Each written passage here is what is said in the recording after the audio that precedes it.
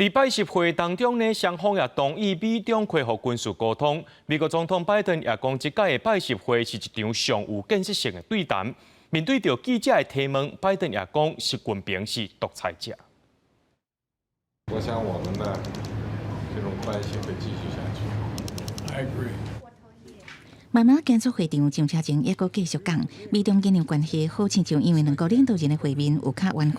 拜习会15日旧金山费罗里大农庄落幕，双方伫将近4点钟的会谈达成真侪项共识，毋但搁再有军事联络，嘛同意成立小组打击毒品芬太尼，搁伫 AI 领域做进一步合作。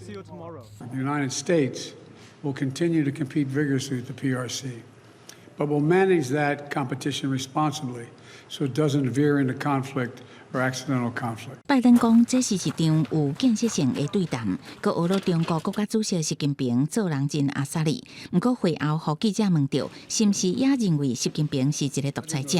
拜登无相骗。And he's a dictator in the sense that he is a guy who runs a country that is a communist country that's based on a form of government totally different than ours.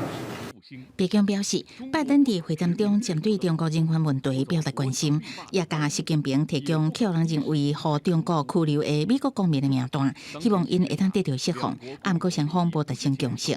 习近平会后演讲时提起家己较早伫美国生活的经验，表示世界未来需要中美合作，两国嘛要为人民互相往来建立更加侪管道。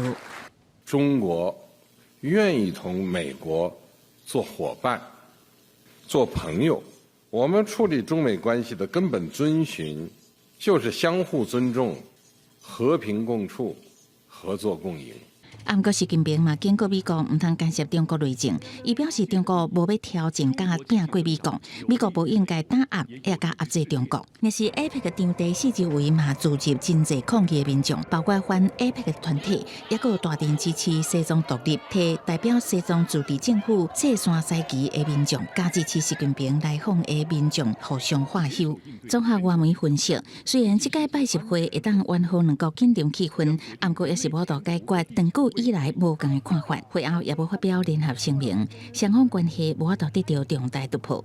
公司新闻两岸编译。